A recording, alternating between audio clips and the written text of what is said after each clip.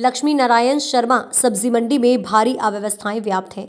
जहां थोक व्यापारी परेशान हैं, वहीं फुटकर विक्रेताओं की बल्ले बल्ले हो रही है। लाखों रुपए की नीलामी राशि जमा कर थोक व्यापारियों ने दुकानें क्रय की हैं, लेकिन फुटकर विक्रेताओं को सिर्फ फुटकर विक्रेता के नाम पर लाइसेंस जारी कर जिस जगह फुटकर विक्रय किया जाना चाहिए था, वहां पर गुमटियां तैयार कर थोक व्यापार प्रारंभ कर मंडी व्यवसाय को ठप किया जा रहा है। लक्ष्मी नारायण सब्जी मंडी अब गुमटियों और अतिक्रमणकारियों के कब्जे में आ गई है और शेड में दुकानें लगने के बजाय अतिक्रमण कर सब्जी बाजार लग गया है। मंडी सचिव आर के जैन हर समय व्यस्त रहते हैं और मंडी में दोपहर 3 बजे के बाद पहुंचते हैं और समय से पूर्व निकल जाते हैं, जबकि मंडी में प्रभाव नहीं होने से प्रशासनिक अधिकारियों की व्यवस्था के चलते भारी भ्रष्टाचार एवं मनमानी के आरोप लगाए जा रहे हैं। संवाददाता रमेश चंद्र जोशी की रिपोर्ट। अपना नाम बताइए। मेरा नाम यूनुस खान है, अम्मा यूनियन अब्दुल। ये यहाँ जो ये फुटकर विक्रेताओं ने अपने जगह जगह रोड घेर लिया, जगह घेर ली, टीन शेड डाल के अपनी दुकान बना ली, क्या ये मंडी समिति ने दी गई थी क्या? ये मंडी समिति ने तो नहीं दी। बहरहाल ये है कि इन लोगों ने अपनी मनमानी से ये दुकानें बनाई हैं। इनको खुली दुकानें होना चाहिए जो फुटकर दुकानों के हिसाब से। इसमें दरवाजे बंद नहीं होते, ये चारों तरफ से खुली हुई होती हैं फुटकर दुकानों के लिए।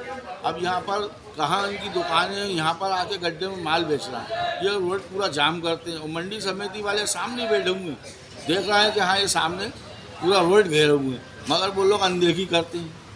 भाई मंडी समिति को चाहिए कि मंडी की व्यवस्था को हम बना कर रखें। जब ये शेड है तो शेड में माल बिकना चाहिए, तो शेड काहे की नहीं दी आपने? कब्जा करने के लिए कि एक आदमी कब्जा करे और 10 लोग भटकते फिरें।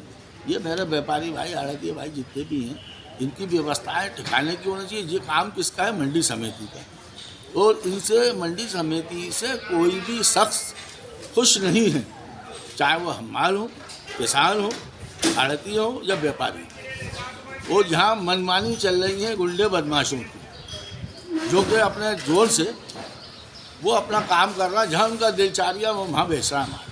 ये शेड जो है पूरा खाली पड़े हुए, या खाली पड़े हुए या कब्जा करे हुए। जिन्हें माल बेचना है उनको जगह ही नहीं मिल रही।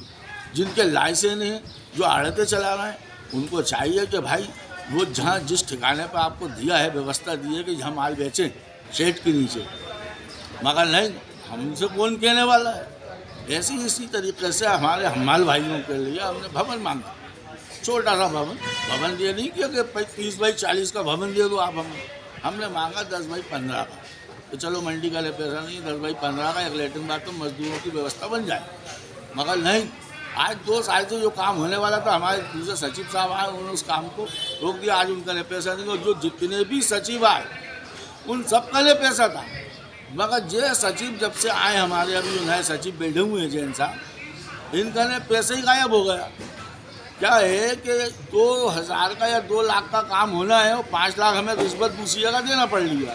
तो आप 2 लाख का काम करोगे वो फ़ायदेमंद है, या 5 लाख रिश्वत दोगे वो फ़ायदेमंद है? आपसे 100 लोग परेशान हो या 10 लोग का हम काम कर दें। वर्तमान में इस व्यवस्था के लिए आप क्या चाहेंगे? कैसी व्यवस्था होना चाहिए? व्यवस्था इस ढंग से होना चाहिए, ना कोई भी मंडी का जो 24 घंटे यहाँ काम करने वाले आड़ती हों, व्यापारी हों, इनको कोई कानून के तहत काम होना चाहिए। जो व्यवस्था जिसको जहाँ देनी चाहिए, जो लोग हज़ारों लाखों रुपया खर्च करके दुकान लगा के बना के बैठे हुए, धंधा कर रहा है हज़ारों लाखों रुपए का, उनको तो वो बेचारे वो पहले उनको फुटपाटी, और जो फुटपाटी लोग हैं वो दुकानदार बन के बैठे हुए, रोडों पर माल बेच रहा, अपनी मस्ती में मस्त है, वो कमा रहा। मगर जो कानून व्यवस्था जो मंडी समिति को चाहिए बनाना, वो अनदेखी कर रहा है, वो अपनी मनमानियों में लगे। जय हिंद, जय भारत, हिंदुस्तान।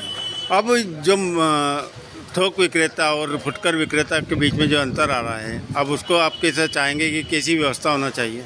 व्यवस्था यही हो कि जो दुकानदार है उनके दुकान की सामने उन लोग को माल बेचने की व्यवस्था की जाए। रोडों पे जो अतिक्रमण कर रखा है, जिन लोगों ने जिन्होंने गलत तरीके से दुकानें बना रखी है, उन लोग के खिलाफ कार्रवाई की जाए। मंडी प्रशासन कहता है कि हम रोज़ अतिक्रमण हटाते हैं।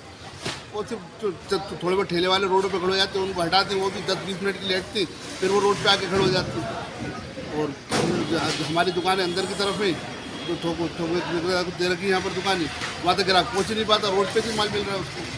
ये व्यवस्था है मंडी के अभी। तो जो व्यवस्था होना चाहिए थी, रोड पे अतिक्रमण ख़त्म करके जो शेड जो बनाए गए थे 10 बाई 10 के चबूतरे, इसके ऊपर रिटेल कारोबार होना था, और पीछे की तरफ जो शेड जगह यहाँ थोक का कारोबार होना था। पर सारा कारोबार आगे की तरफ हो गया, पीछे वालों को बिल्कुल बेरोजगार करने की एक कोशिश की जा रही है सर। ये शेड के अंदर ये जो गोदाम बना रखे हैं, सामान रखने की जगह बना रखी, पैक कर रखा है, गुमटियाँ लगा दी गई हैं शेड के अंदर। हाँ, ये बैठना चाहिए। ये जितने शेड है मंडी के अंदर, सारे शेडों की यही सबकी समस्या यही है। सबकी समस्या, सारे शेडों के अंदर उन्होंने कब्जे कर रखी।